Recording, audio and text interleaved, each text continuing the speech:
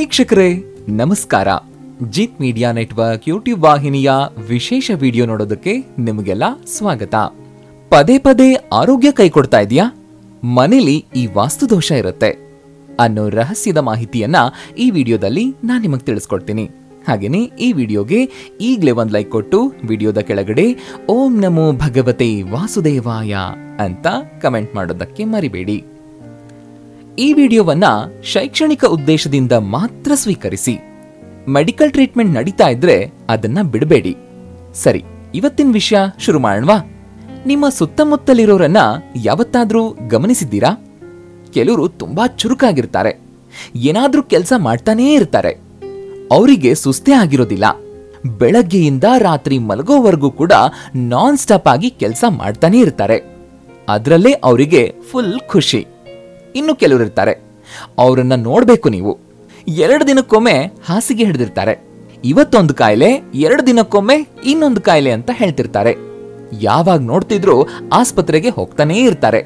ಎಷ್ಟು ಔಷಧಿಗಳನ್ನ ತಗೊಂಡ್ರು ಕೂಡ ಅವರ ಆರೋಗ್ಯ ಸುಧಾರಿಸೋದೇ ಇಲ್ಲ. ಉಲ್ಟಾ ಆ ಔಷಧಿಗಳನ್ನ ತಗೊಂಡು ಇನ್ನೊಂದು ಹೊಸ ರೋಗ ಬಂದಿದೆ ಅಂತ ಹೇಳ್ಬಿಡ್ತಾರೆ. ನಿಮ್ಮ ಸುತ್ತಮುತ್ತಲೂ ಅಂಥವ್ರು ಯಾರಾದ್ರೂ ಇದ್ದಾರಾ? ಅಥವಾ ನೀವೇ ಹೀಗೆ ಪದೇ ಪದೇ ಅನಾರೋಗ್ಯಕ್ಕೆ ಒಳಗಾಗ್ತಿದ್ದೀರಾ? ಹಾಗಾದ್ರೆ ನೀವು ಈ ವಿಡಿಯೋನ ನೋಡ್ಲೇಬೇಕು. ಯಾಕಂದ್ರೆ ಈ ವಿಡಿಯೋದಲ್ಲಿ ನಿಮ್ಮ ಮನೆಯಲ್ಲಿರುವ ವಾಸ್ತು ಹೇಗೆ ನಿಮ್ಮ ಆರೋಗ್ಯದ ಮೇಲೆ ಪರಿಣಾಮ ಬೀರುತ್ತೆ, ವಾಸ್ತು ದೋಷ ಇದ್ದಲ್ಲಿ ನಕಾರಾತ್ಮಕ ಶಕ್ತಿ ಹೇಗೆ ನಿಮಗೆ ವಿಲವಿಲ ಅಂತ ಒದ್ದಾಡೋ ಹಾಗೆ ಮಾಡುತ್ತೆ ಅನ್ನೋದನ್ನ ಈ ವಿಡಿಯೋದಲ್ಲಿ ಹೇಳ್ತೀವಿ. ಜೊತೆಗೆ ಗೊತ್ತಿದ್ದೋ ಗೊತ್ತಿಲ್ಲದೇನೋ ಮಾಡುವಂತಹ ಕೆಲಸದಲ್ಲಿ ಆಗೋ ತಪ್ಪುಗಳು ಹೇಗೆ ಆರೋಗ್ಯದ ಮೇಲೆ ಅತಿಯಾದ ಪರಿಣಾಮ ಬೀರುತ್ತೆ, ಅದಕ್ಕೆ ಪರಿಹಾರ ಏನು ಅನ್ನೋದನ್ನು ಕೂಡ ಈ ವಿಡಿಯೋದಲ್ಲಿ ಹೇಳ್ತಾ ಇದ್ದೀವಿ. ಸ್ಕಿಪ್ ಮಾಡದೆ ಕೊನೆ ತನಕ ನೋಡಿ. ಸಾಮಾನ್ಯವಾಗಿ ಹೊಸ ಮನೆ ಕಟ್ಟುವಾಗ ಮೊದಲು ವಾಸ್ತುವಿಗೆ ಹೆಚ್ಚು ಇಂಪಾರ್ಟೆನ್ಸ್ ಕೊಡ್ತಾರೆ. ಯಾವ ದಿಕ್ಕಲ್ಲಿ ಏನಿರಬೇಕು, ಯಾವ ಮೂಲೆಯಲ್ಲಿ ಏನು ಇರಲೇಬಾರದು ಅಂತ ಮೊದಲು ನಿರ್ಧಾರ ಮಾಡಿ ಕೊನೆಗೆ ಮನೆ ಕಟ್ಟೋದಕ್ಕೆ ಶುರು ಮಾಡ್ತಾರೆ. ಇನ್ನೂ ಕೆಲವರು ಕಟ್ಟಿರೋ ಮನೆಯನ್ನ ಖರೀದಿ ಮಾಡ್ತಾರೆ. ಆ ಮನೆಯನ್ನ ಕೊಂಡ್ಕೊಳ್ಬೇಕೋ ಅಥವಾ ಬೇಡವೋ ಅಂತ ನಿರ್ಧಾರ ಮಾಡೋದೇ ಆ ಮನೆಯ ವಾಸ್ತು ನೋಡಿ. ಮನೆಯ ಪ್ರವೇಶ ದ್ವಾರ ಎಲ್ಲಿರ್ಬೇಕು, ಹೇಗಿರ್ಬೇಕು, ಶೌಚಾಲಯ ಯಾವ ದಿಕ್ಕಲ್ಲಿರ್ಬೇಕು, ಅಡುಗೆ ಮನೆ ಯಾವ ದಿಕ್ಕಲ್ಲಿದ್ರೆ ಉತ್ತಮ, ಮೆಟ್ಟಿಲುಗಳು ಇದ್ರೆ ಅದು ಎಲ್ಲಿರ್ಬೇಕು ಅನ್ನೋದೆಲ್ಲವನ್ನು ಕೂಡ ವಾಸ್ತು ನೋಡಿಯೇ ನಿರ್ಧಾರ ಮಾಡಿರ್ತಾರೆ. ಅಸಲಿಗೆ ವಾಸ್ತು ಅಂದ್ರೆ ಏನು? ಅದು ಹೇಗೆ ಚಾಲ್ತಿಗೆ ಬಂತು? ಹಾಗೇನೆ ಈ ವಾಸ್ತುವಿಗೆ ಯಾಕೆ ಇಷ್ಟು ಪ್ರಾಮುಖ್ಯತೆಯನ್ನ ಕೊಡಲಾಗಿದೆ ಅನ್ನೋದನ್ನ ಮೊದಲು ತಿಳ್ಕೊಳ್ಳೋಣ. ವಾಸ್ತು ಪುರುಷ ಒಂದು ಪುರಾತನ ಹಿಂದೂ ಪೌರಾಣಿಕ ಕಥೆಯಾಗಿದ್ದು, ಈ ಕಥೆ ಶ್ರೀಮದ್ ಭಾಗವತ ಪುರಾಣದಲ್ಲಿದೆ. ಜನ್ಮಕಥೆಯ ಪ್ರಕಾರ ವಾಸ್ತು ಪುರುಷನು ಬ್ರಹ್ಮಾಂಡದ ಮನುಷ್ಯ. ಅವನ ದೇಹವನ್ನ ಬ್ರಹ್ಮಾಂಡದ ಸತ್ಯಗಳು ಮತ್ತು ವಾಸ್ತುಶಾಸ್ತ್ರದ ಮೂಲತತ್ವಗಳ ಪ್ರಕಾರ ಮಾಡಲ್ಪಟ್ಟಿದೆ. ವಾಸ್ತು ಪುರುಷನ ದೇಹವನ್ನ 9 ವಿಭಾಗಗಳಾಗಿ ವಿಂಗಡಿಸಲಾಗಿದೆ. ಇದು ದೇವರುಗಳು ಮತ್ತು ನಕ್ಷತ್ರ ಪುಂಜಗಳ ನಿಯಮಗಳ ಪ್ರಕಾರ ವಿಭಿನ್ನ ಗುಣಗಳು ಮತ್ತು ಶಕ್ತಿಗಳನ್ನು ಹೊಂದಿದೆ. ಇದರ ಹೊರತಾಗಿ ಅದರ ಪ್ರತಿಯೊಂದು ಅಂಗಗಳು ಮತ್ತು ಅದರ ಘಟಕ ಅಂಶಗಳು ವಾಸ್ತುಶಾಸ್ತ್ರದಲ್ಲಿ ಪ್ರಮುಖ ಕೊಡುಗೆಯನ್ನ ಹೊಂದಿವೆ.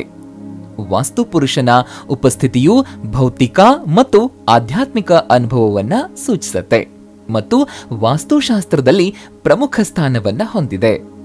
ವಾಸ್ತು ಪುರುಷನ ಇತರೆ ಜನ್ಮ ಕಥೆಗಳ ಪ್ರಕಾರ ಅವನನ್ನು ಭೂಮಿಯ ಮೇಲೆ ಮಲಗಿರುವ ದೈತ್ಯ ಪುರುಷ ದೇವತೆ ಅಂತ ಚಿತ್ರಿಸಲಾಗಿದೆ.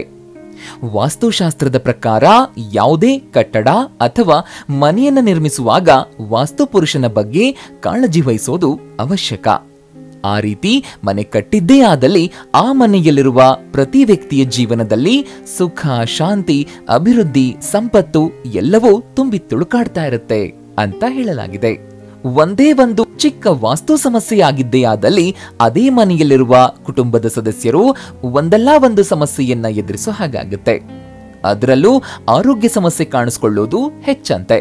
ಅದಕ್ಕೆ ಕಟ್ಟಿರುವ ಮನೆಯನ್ನ ಬದಲಾಯಿಸೋದಕ್ಕೆ ಸಾಧ್ಯವಾಗದೇ ಇದ್ರೂ ಕೂಡ ನೀವು ಕೆಲ ವಿಷಯಗಳತ್ತ ಗಮನ ಕೊಡಿ. ಆಗ ನೋಡಿ ಹೇಗೆ ಆರೋಗ್ಯದ ಸಮಸ್ಯೆಗಳು ಒಂದೊಂದಾಗಿ ದೂರ ಆಗ್ತಾ ಹೋಗುತ್ತೆ ಅಂತ. ವೀಕ್ಷಕರೇ, ನೀವು ಗಮನಿಸಿದ್ದೀರೋ ಇಲ್ವೋ, ಮನೇಲಿ ಹಿರಿಯರಿದ್ರೆ ಮಲ್ಕೊಳ್ಳೋ ಸಮಯದಲ್ಲಿ ಅವರು ಮಲಗೋ ಮುಂಚೆ ಸದಾ ಒಂದು ಮಾತು ಹೇಳೋರು. ಅದೇನು ಅಂತಂದ್ರೆ ಯಾವ ಕಡೆ ಕಾಲ್ ಹಾಕೊಂಡು ಮಲಗಬೇಕು, ಹಾಗೇನೆ ಯಾವ ಕಡೆಗೆ ಕಾಲ್ ಹಾಕೊಂಡು ಮಲಗಲೇಬಾರದು ಅಂತ ಒತ್ತಿ ಒತ್ತಿ ಹೇಳ್ತಿರ್ತಾರೆ. ಅದನ್ನ ಪದೇ ಪದೇ ಹೇಳ್ತಿದ್ರೆ ಕಿರಿಕಿರಿ ಆಗುತ್ತೆ ನಿಜ. ಆದ್ರೆ ಅವರು ಹಾಗೆ ಹೇಳೋದಕ್ಕೂ ಕೂಡ ಒಂದು ಕಾರಣ ಇರಬಹುದು ಅನ್ನೋದನ್ನೇ ಮರ್ತು ಬಿಟ್ಟಿರ್ತೀವಿ. ಹೌದು, ನೀವು ಮಲ್ಕೊಳ್ಳುವಾಗ ಕಾಲು ಯಾವ ಕಡೆಗೆ ಹಾಕ್ಬೇಕು ಅನ್ನೋದನ್ನ ಮೊದಲು ನೋಡ್ಕೊಳ್ಳಿ. ಯಾವ ಕಾರಣಕ್ಕೂ ಕಾಲು ದಕ್ಷಿಣ ದಿಕ್ಕಿನತ್ತ ಕಾಲ್ ಹಾಕಿ ಮಲಗಬೇಡಿ. ಯಾಕಂದ್ರೆ ದಕ್ಷಿಣ ದಿಕ್ಕನ್ನ ಯಮರಾಜನ ದಿಕ್ಕು ಅಂತ ನಂಬಲಾಗುತ್ತೆ. ಹಾಗಾಗಿ ಆ ದಿಕ್ಕಿನ ಕಡೆಗೆ ಕಾಲ್ ಹಾಕಿ ಮಲಗಬಾರದು.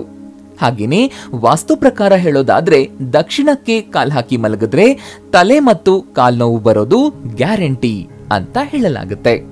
ಇದರೊಂದಿಗೆ ದೇಹದ ಇತರೆ ಭಾಗಗಳಲ್ಲಿಯೂ ನೋವಿದೆ ಅನ್ನೋ ದೂರ್ ಕೇಳಿ ಬರುತ್ತೆ. ಆದ್ರಿಂದ ದಕ್ಷಿಣ ದಿಕ್ಕಿನತ್ತ ಕಾಲ್ ಹಾಕಿ ಮಲಗೋದನ್ನ ತಪ್ಪಿಸ್ಬೇಕು. ಹಾಗೇನೆ ಮಲಗುವಾಗ ಯಾವ ಕಾರಣಕ್ಕೂ ಉತ್ತರ ದಿಕ್ಕಿನತ್ತ ತಲೆ ಇಟ್ಟು ಮಲಗಬೇಡಿ. ಹಾಗೇನಾದ್ರೂ ನೀವು ಮಲಗಿದ್ದೇ ಆದಲ್ಲಿ ನಿಮಗೆ ಮಾನಸಿಕ ಒತ್ತಡದ ಸಮಸ್ಯೆ ಖಂಡಿತ ಕಾಡುತ್ತೆ. ವಾಸ್ತು ಪ್ರಕಾರ ನಿಮಗೆ ಇದ್ಯಾವುದು ಬೇಡವೇ ಬೇಡ, ಆರೋಗ್ಯದಿಂದ ಇರಬೇಕು, ಜೊತೆಗೆ ನೆಮ್ಮದಿಯಾಗಿ ನಿದ್ರೆ ಮಾಡಬೇಕು ಅಂತಂದ್ರೆ ದಕ್ಷಿಣ ಅಥವಾ ಪೂರ್ವಕ್ಕೆ ತಲೆ ಇಟ್ಟು ಮಲಗಿ. ಕೆಲವರು ಮನೆಯ ಆಗ್ನೇಯ ದಿಕ್ಕಲ್ಲಿ ನೀರಿನ ಟ್ಯಾಂಕ್ ಗಳನ್ನ ನಿರ್ಮಿಸಿರ್ತಾರೆ. ನೀರಿನ ಟ್ಯಾಂಕ್ ನಿಂದ ಏನ್ ಸಮಸ್ಯೆ ಆಗೋದಕ್ಕೆ ಸಾಧ್ಯ ಅನ್ನೋದು ಅವರ ಯೋಚನೆ ಆಗಿರುತ್ತೆ. ನೀವು ಅದೇ ರೀತಿ ಯೋಚನೆ ಮಾಡ್ತಿದ್ದೀರಾ? ಹಾಗಾದ್ರೆ ನಿಮ್ಮ ಯೋಚನೆಯನ್ನ ಬದಲಾಯಿಸ್ಕೊಳ್ಳಿ. ಆಗ್ನೇಯ ದಿಕ್ಕಿನಲ್ಲಿ ನೀರಿನ ಟ್ಯಾಂಕ್ ಇದ್ದಿದ್ದೇ ಆದಲ್ಲಿ ಅದು ನಿಮ್ಮ ಮನೆಯಲ್ಲಿರುವ ಹೆಣ್ಣು ಮಕ್ಕಳ ಮೇಲೆ ಒಂದಿಲ್ಲ ಒಂದು ರೀತಿಯ ಆರೋಗ್ಯದ ಮೇಲೆ ಪರಿಣಾಮ ಬೀರುತ್ತೆ. ಅವರು ಬೇರೆ ಬೇರೆ ಆರೋಗ್ಯದ ಸಮಸ್ಯೆಯಿಂದ ಹಾಸಿಗೆ ಹಿಡಿಯುವಂತಾಗುತ್ತೆ. ಆದ್ದರಿಂದ ಈ ದಿಕ್ಕಲ್ಲಿರುವಂತಹ ನೀರಿನ ಟ್ಯಾಂಕ್ ಅನ್ನ ಬೇರೆ ಕಡೆಗೆ ಇಡುವ ವ್ಯವಸ್ಥೆ ಮಾಡಿದ್ರೆ ಉತ್ತಮ. ಇದಲ್ಲದೆ ಆಗ್ನೇಯ ದಿಕ್ಕಿನಲ್ಲಿ ಮನೆಯ ದ್ವಾರವನ್ನ ಇಟ್ಟರು ನೀವಾಗಿ ನೀವೇ ನಿಮ್ಮ ಮನೆಯ ಒಳಗೆ ಬೇರೆ ಬೇರೆ ದೀರ್ಘರೂಪದ ಕಾಯಿಲೆಗಳಿಗೆ ಆಹ್ವಾನ ಕೊಟ್ಟಂತೆ. ಹಾಗಂತ ಆಗ್ನೇಯ ದಿಕ್ಕಲ್ಲಿ ಏನೇ ಇದ್ರೂ ಸಮಸ್ಯೆ ತಪ್ಪಿದ್ದಲ್ಲ ಅಂತ ಮಾತ್ರ ಅಂದ್ಕೊಳ್ಳೋದಕ್ಕೆ ಹೋಗ್ಬೇಡಿ. ಇದೇ ಆಗ್ನೇಯ ದಿಕ್ಕು, ಇದು ಅಗ್ನಿದೇವನ ದಿಕ್ಕಾಗಿದ್ದು ಈ ದಿಕ್ಕಲ್ಲಿ ಅಡುಗೆ ಮನೆಯನ್ನ ನಿರ್ಮಾಣ ಮಾಡಬಹುದು. ಈ ದಿಕ್ಕಲ್ಲಿ ಅಡುಗೆ ಮನೆ ಇದ್ದಿದ್ದೇ ಆದಲ್ಲಿ ಕುಟುಂಬದಲ್ಲಿರೋ ಎಲ್ಲ ಸದಸ್ಯರ ಆರೋಗ್ಯವು ಉತ್ತಮವಾಗಿರುತ್ತೆ. ಜೊತೆಗೆ ಇದು ಎಲ್ಲರಿಗೂ ಸಮೃದ್ಧಿಯನ್ನ ತಂದುಕೊಡುತ್ತೆ. ಇನ್ನು ಅನೇಕ ಜನ ಮೆಟ್ಟಿಲಿನ ಕೆಳಗೆ ಏನಾದ್ರೂ ವಸ್ತುಗಳನ್ನ ಇಡುವಂತಹ ಅಭ್ಯಾಸವನ್ನ ಮಾಡ್ಕೊಂಡಿರ್ತಾರೆ. ನಿಮ್ಮ ಮನೆಯಲ್ಲೂ ಮೆಟ್ಟಿಲಿದ್ದು ಅಲ್ಲಿ ನೀವು ಏನನ್ನಾದ್ರೂ ಇಟ್ಟಿದ್ದೇ ಆದಲ್ಲಿ ಮೊದಲು ಅವುಗಳನ್ನ ಅಲ್ಲಿಂದ ತೆಗೆದುಬಿಡಿ. ವಾಸ್ತುಶಾಸ್ತ್ರದಲ್ಲಿ ಅದನ್ನ ಅಶುಭ ಅಂತ ಪರಿಗಣಿಸಲಾಗಿದೆ. ಯಾಕಂತಂದ್ರೆ ಮೆಟ್ಟಿಲುಗಳ ಕೆಳಗೆ ವಸ್ತುಗಳನ್ನ ಇಡೋದ್ರಿಂದ ನೀವಾಗಿ ನೀವೇ ರೋಗಗಳಿಗೆ ಇನ್ವಿಟೇಷನ್ ಕೊಟ್ಟು ಕರೆದಂತೆ. ಆದ್ರಿಂದ ಸದಾ ಮೆಟ್ಟಿಲುಗಳ ಕೆಳಗೆ ಶೂ, ಚಪ್ಪಲಿ ಅಥವಾ ಇನ್ಯಾವುದೇ ವಸ್ತುಗಳನ್ನ ಇಡದೆ ಸ್ವಚ್ಛವಾಗಿಡುವಂತಹ ಅಭ್ಯಾಸವನ್ನ ಮಾಡ್ಕೊಳ್ಳಿ. ನೀವು ಅಥವಾ ಮಕ್ಕಳು ಅಧ್ಯಯನಕ್ಕೆ ಅಂತ ಕೂತ್ಕೊಂಡ್ರೆ ಪೂರ್ವ ಅಥವಾ ಉತ್ತರದ ಕಡೆಗೆ ಮುಖವನ್ನ ಮಾಡಿ ಕೂತ್ಕೊಳ್ಬೇಕು. ಈ ರೀತಿ ಮಾಡೋದ್ರಿಂದ ಓದಿದ್ದು ಮನಸ್ಸಿನಾಳದಲ್ಲಿ ಇರುತ್ತೆ, ಅಷ್ಟೇ ಚೆನ್ನಾಗಿ ನೆನಪಿನಲ್ಲಿಯೂ ಉಳಿಯುತ್ತೆ. ಅಲ್ಲದೆ ಈ ರೀತಿ ಕೂತ್ಕೊಂಡು ಓದೋದ್ರಿಂದ ಆರೋಗ್ಯ ಕೂಡ ಉತ್ತಮವಾಗಿರುತ್ತೆ. ಕೆಲವರು ತಮ್ಮ ಮನೆಯ ಗೋಡೆಗಳು ಆಕರ್ಷಕವಾಗಿರ್ಲಿ ಅಂತ ಕಪ್ಪು ಅಥವಾ ಗಾಢ ನೀಲಿ ಬಣ್ಣವನ್ನ ಹಚ್ಚಿಬಿಟ್ಟಿರ್ತಾರೆ. ಇದರ ಪರಿಣಾಮ ಏನಾಗಿರುತ್ತೆ ಅನ್ನೋದು ಅವರಿಗೆ ಅರಿವಿರೋದಿಲ್ಲ. ಅದಕ್ಕೆ ನೀವು ಆದಷ್ಟು ಈ ಬಣ್ಣಗಳನ್ನ ನಿಮ್ಮಿಂದ ದೂರ ಇಟ್ಬಿಡಿ. ಇಲ್ಲವಾದಲ್ಲಿ ನಿಮಗಾಗಲಿ ಅಥವಾ ನಿಮ್ಮ ಮನೆಯಲ್ಲಿರುವಂತಹ ಸದಸ್ಯರಿಗೆ ವಾಯು ಸಮಸ್ಯೆ ಬರೋದು ಗ್ಯಾರಂಟಿ. ಹೊಟ್ಟೆಯಲ್ಲಿ ಗ್ಯಾಸ್ ಆಗೋದು ಅವರಿಗೆ ತಪ್ಪಿದ್ದಲ್ಲ. ಹಾಗೇನೆ ಹಳದಿ ಬಣ್ಣ ನಿಮ್ಮ ಮನೆಯ ಗೋಡೆಗಳಿಗೆ ಹಚ್ಚಿದ್ದಲ್ಲಿ ರಕ್ತದೊತ್ತಡ ಸಮಸ್ಯೆ ಖಂಡಿತವಾಗ್ಲೂ ಕಾಡುತ್ತೆ. ಜೊತೆಗೆ ಕಡು ಕೆಂಪು ಬಣ್ಣ ರಕ್ತಕ್ಕೆ ಸಂಬಂಧಪಟ್ಟ ಸಮಸ್ಯೆ ಕಾಣಿಸ್ಕೊಳ್ಳೋ ಹಾಗೆ ಮಾಡುತ್ತೆ. ಹಾಗೇನೆ ಅಪಘಾತಗಳು ಕೂಡ ಆಗುವಂತಹ ಸಾಧ್ಯತೆಯನ್ನ ಹೆಚ್ಚು ಮಾಡುತ್ತೆ. ಆದ್ರಿಂದ ಉತ್ತಮ ಆರೋಗ್ಯಕ್ಕಾಗಿ ಗೋಡೆಗಳ ಮೇಲೆ ವಾಸ್ತುವಿನ ಪ್ರಕಾರ ಸಾತ್ವಿಕ ಬಣ್ಣಗಳನ್ನ ಬಳಸಿ. ನೀವು ಹಾಗೂ ನಿಮ್ಮ ಮನೆಯಲ್ಲಿರೋರೆಲ್ಲರೂ ಕೂಡ ಆರೋಗ್ಯದಿಂದ ಇರಿ.